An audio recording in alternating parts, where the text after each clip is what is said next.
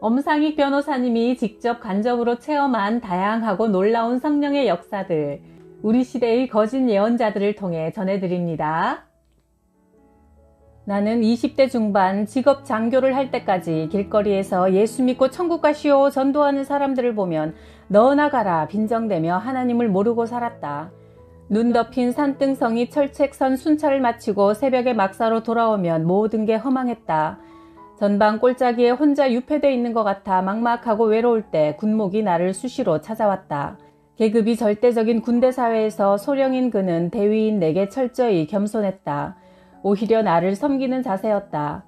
나는 그에게서 예수의 향기를 맡고 감동을 받았다. 어느 여름날 새벽 2시경 나는 사실 사법고시에 연거푸 실패하고 마지못해 직업장교로 가 있었다. 마음에 열등감이라는 깊은 상처가 있었다.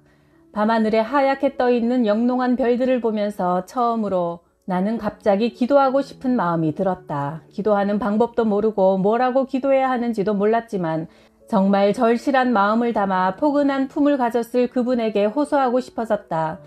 나는 책상 위에서 두 손을 모았다. 하나님, 이제 저의 잘못을 알 것 같습니다. 살아오면서 당했던 서름에 보복하고 권력으로 다른 사람들을 누르면서 잘 먹고 잘 살기 위해 나는 고시를 꿈꾸었습니다. 그런 탐욕스러운 인간에게 칼을 주지 않았던 하나님의 행동은 마땅합니다. 하나님, 하지만 이제는 정말 그게 아닙니다. 저 정말 괴롭습니다. 그동안 제 가슴에 쌓여온 건 지독한 열등감과 박탈감 뿐입니다. 이대로 그냥 두시면 사랑하는 아내와 딸아이마저 삐뚤어진 마음으로 괴롭힐 것 같아요. 하나님, 저는 가슴속에 병이 들고 말았습니다. 오직 한 가지만 추구하다가 좌절하는 절망의 병 말입니다. 이 병을 고쳐주세요. 나도 모르게 눈물이 흐르기 시작했다. 나는 기도를 계속했다. 하나님, 제발 한 번만 합격시켜주세요. 저 절대로 판검사하려고 부탁하는 거 아닙니다.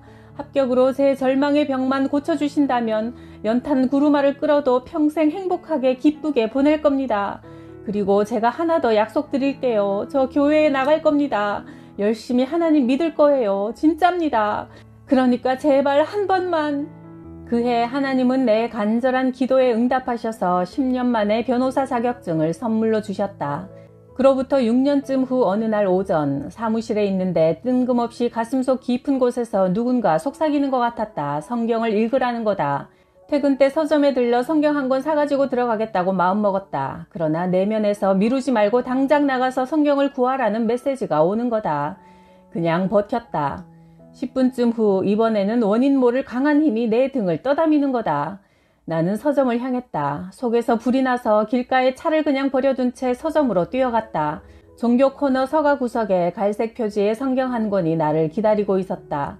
그걸 사서 다음 날부터 탐식하는 짐승처럼 읽어댔다. 성경을 내가 읽는 게 아니라 어떤 힘이 읽지 않을 수 없게 했다. 성경을 읽고 내 인생이 확실히 바뀌었다. 은은하게 찬송가가 들리는 조용한 예배당에 들어가 앉아 고개를 숙이고 있었다. 그런데 갑자기 배꼽 주변에 뜨거운 기운이 느껴졌다. 창자가 움직이듯 뭔가 뭉클거리더니 그 기운이 차츰 위로 번져 올라와 심장 쪽을 지나 목으로 올라오고 있었다. 이게 뭐지? 왜 이러지? 하는데 어느새 그 기운이 내 입술 위로 바람같이 스치더니 통곡이 터져나왔다. 강한 스파이크 같은 전류가 심장으로 다가와 번쩍했다. 그날 이후 나는 절대 남들의 신비체험에 대해 함부로 이런저런 말을 하지 않는다. 믿음이라는 건 이성이나 논리가 아닌 것을 알았다. 나는 더러 예배할 때 미풍에 나뭇잎이 흔들리듯 몸이 움직이는 느낌을 받기도 한다. 성령은 불처럼 바람처럼 임하시는 분이었다. 서울대 물리학과를 나와서 과학적 사고를 가진 친구 변호사에게 성령 체험 얘기를 들었다. 수재인 그 변호사가 미국 하버드 대학에 유학을 하다가 전신에 하얀 반점이 생기는 원인 모를 피부병에 걸렸다. 절망하고 있는 상태에서 누군가로부터 LA에 성령 충만한 목사가 있다는 소리를 들었다. 그래서 뉴욕에서 차를 운전해 LA까지 달려갔다. 변호사가 안수를 부탁했다. 물론 믿음이 없는 상태에서 미신 같은 얘기를 듣고 시험 삼아 한번 찾아간 입장이었다. 속에 의심도 가득했다. 그런데 안수를 받는 순간 몸에 진동이 오더란다. 물리학과 출신답게 우주 저쪽에서 보내는 어떤 파장에 자기 몸이 반응을 하는구나 하고 생각했단다. 다음 날부터 그는 피부병이 있는 곳에 자기 손을 대고 스스로 기도했다. 그리고 피부병이 나아버렸다. 개인적으로 내게 그렇게 말해주는데 믿을 수밖에 없어 나는 그 목사를 만나 직접 안수를 받아보겠으니 소개해달라고 했다. 그리고 미국 LA로 날아갔다. LA 외곽 지역에 그 목사가 살고 있었다. 어릴 때 미국에 와서 그런지 한국어가 유아처럼 아주 어눌했다. 내가 안수를 받겠다고 부탁하자 그 목사는 누구에게나 그런 현상이 나타나는 게 아니라 믿음이나 처한 상황에 따라 다 다르다고 했다. 그래도 내가 막무가내로 안수를 청하자 그 목사는 내 앞에 섰고 나는 기도를 받기 위해 눈을 감았다. 그 순간 딱딱딱딱 작은 기계음 소리가 규칙적으로 들려왔다. 나는 속으로 목사가 미국까지 찾아온 사람을 안수해주면서 너무 시끄러운 소리를 내는구나 하고 조금 불쾌해졌다. 한편으로는 성령이나 신비주의에 대한 의심도 들어 정확히 확인하자는 생각에서 눈을 뜨고 말했다. 목사님, 시계나 소리나는 물체를 가지고 계십니까? 그런 건 아무것도 없는데요. 죄송하지만 제가 몸을 좀 확인하겠습니다. 목사는 바지와 티셔츠만 입고 있었고 그런 소리 날 만한 게 아무것도 없었다. 결국 그 딱딱딱딱 하는 소리는 나만 들은 거였다. 나는 그날 이후 성령은 사람에 따라 여러 가지 현상으로 자신의 메시지를 보낼 수 있구나 생각했다. 개인적으로 겪은 작은 그러나 내게는 소중한 신비 체험이었다. 내가 만난 어떤 목사는 이렇게 말했다. 안수를 할 때 그 사람에게 귀신이 들어있으면 말은 구역질이 나죠. 간음을 많이 한 사람한테서는 악취를 느낍니다. 저는 사람마다 그 영혼 속에 마귀한테 붙잡힌 부분이 있다고 생각해요. 그걸 쓴뿌리라고 표현하는데 악한 영에게 점령당한 부분이죠. 그걸 성령의 충만함으로 뽑아내야 합니다. 목사가 돼도 영혼 속에 그 쓴뿌리는 사람마다 남아있더라고요. 목사가 간음을 하고 돈을 횡령하고 자신을 우상화하는 교만 등을 저는 다 그런 쓴뿌리라고 봅니다. 변호사인 내가 흉악범들을 만나면 눈에서 서늘한 퍼런 불꽃이 이는 것을 자주 보았다. 그들에게 살인하게 하는 존재는 무엇일까 궁금했다. 지난 30년간의 경험으로 볼 때 귀신이 그들에게 들어가 그들의 마음을 조종했다는 생각이 든다.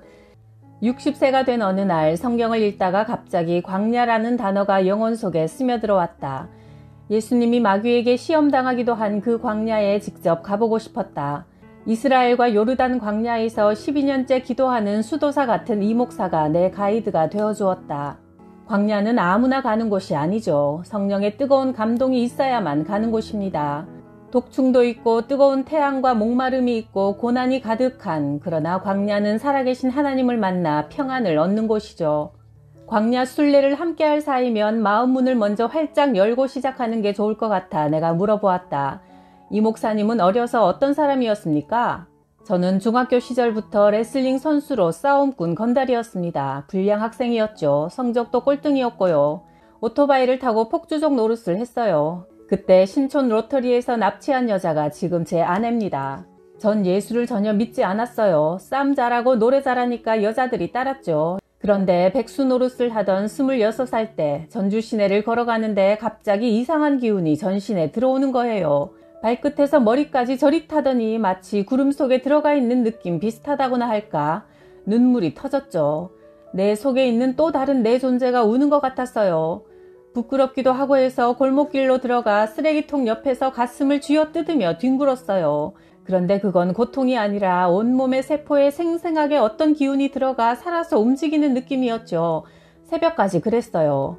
그때 저는 나를 그렇게 만든 실체가 뭔지도 모르면서 따르겠다고 고백했죠. 하나님이 나를 찾아오신 게 틀림없는 것 같았어요. 다음 날 고물장사가 집 앞을 지나가는데 빨간 성경책 하나가 보이더라고요. 그걸 샀지요.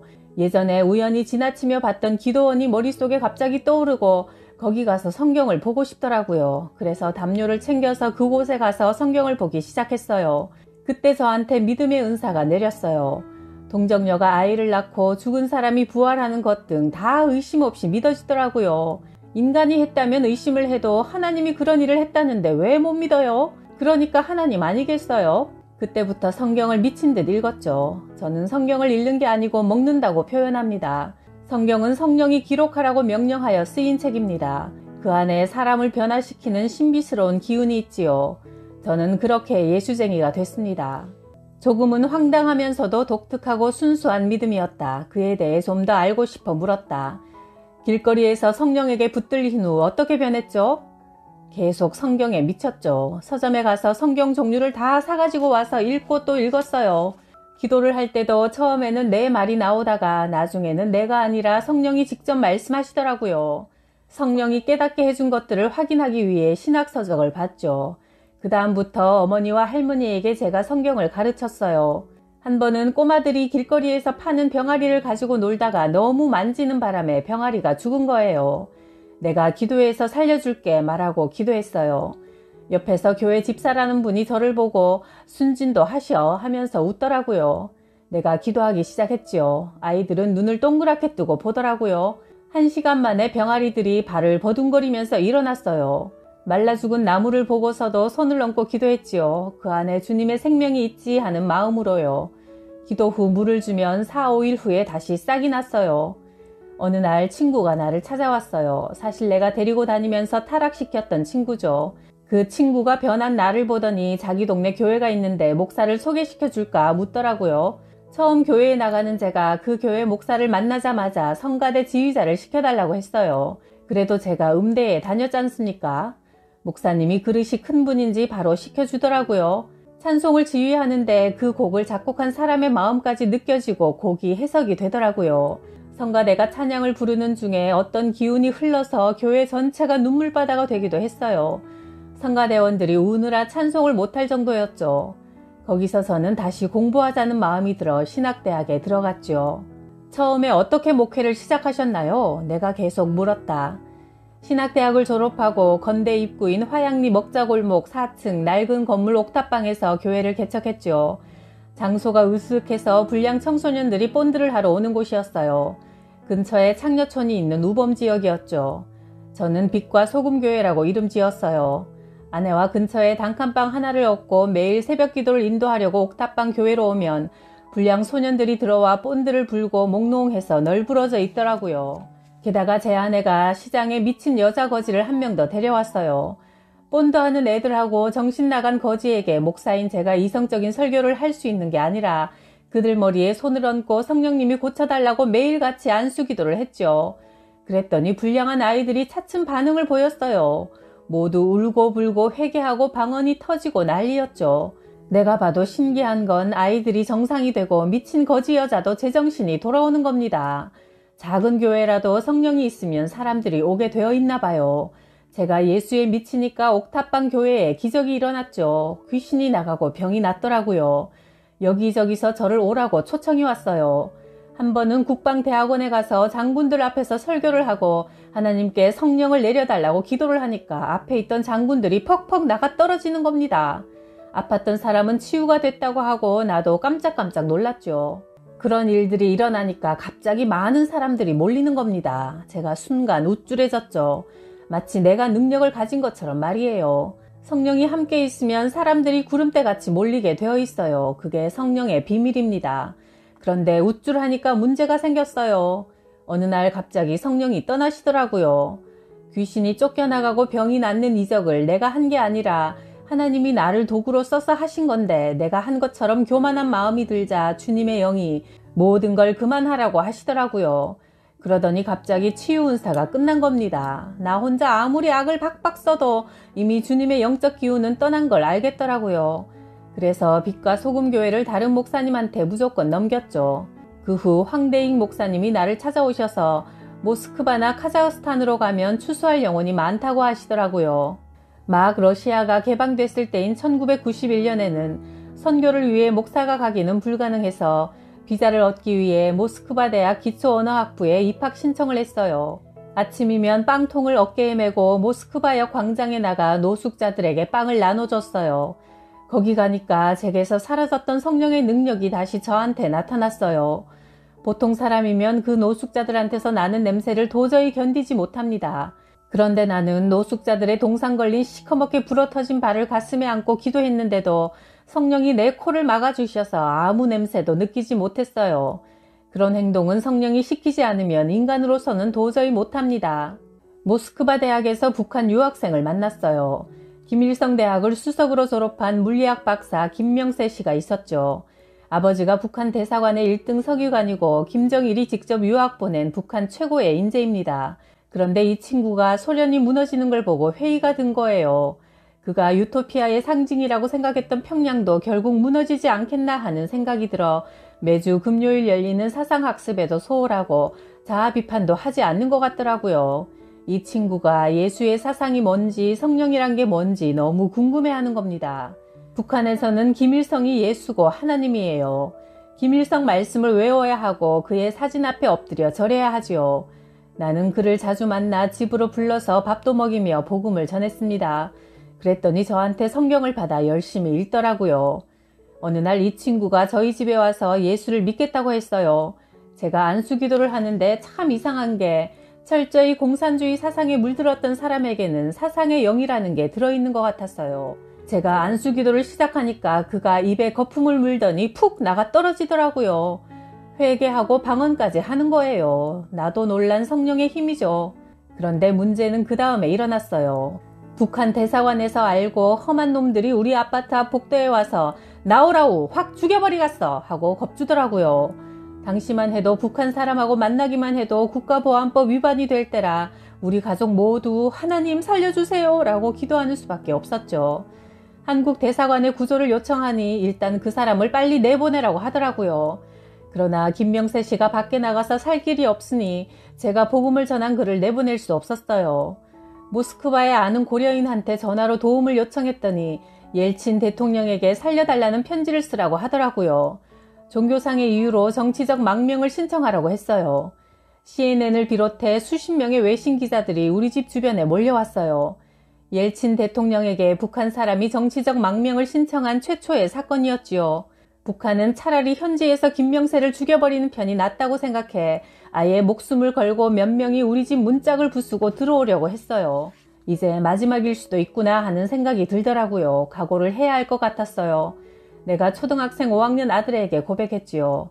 아빠가 순교할 때가 온 것 같다. 너는 어떻게 할 거냐? 이 녀석이 눈물을 뚝뚝 흘리더니 저도 아빠하고 순교하겠어요 하더라고요. 죽으려고 각오를 하니까 그때 하나님이 생명줄을 내려주셨어요. 북한 당국은 김명세를 우리 집이 아닌 제3의 장소에 데려다 놓고 진짜 정치적 망명의 뜻이 있는지 확인하자고 요구했습니다. 그게 받아들여져 저는 러시아 당국이 보낸 검은 차에 김명세 씨와 함께 타고 이상한 건물로 끌려갔습니다. 그때 옐친 대통령이 미국 방문을 하루 앞둔 밤 1992년 6월 14일 옐친 대통령이 우리 아파트 옥상에 내려오는 꿈을 꾸었어요. 그리고 다음날 오전에 전화가 왔어요. 15일 아침 옐친 대통령이 출발 전에 정치적 망명을 허락하는 사인을 하고 떠났다고요. 미국의 지원도 받고 할 목적으로 미국 순방에 대한 선물 카드였죠. 그 뉴스가 흘러나오자 러시아 외무상이 와서 전 세계 기자들이 보는 앞에서 정치적 망명을 허가한다고 통보했어요. 우리는 죽었다가 살아난 거죠. 다음날 한국 대사관에서 와서 김명세 씨를 데리고 한국으로 가게 했죠. 그가 지금 한국에 가서 목사가 되어 목회를 합니다. 가시면 한번 만나보세요. 북한은 그런 믿음의 선교사들의 목숨을 건 사랑에 의해 무너지고 있었다. 이 목사는 한국을 떠날 때 유서를 써놓고 왔다고 했다. 그는 진짜 예수를 따라가는 것 같았다.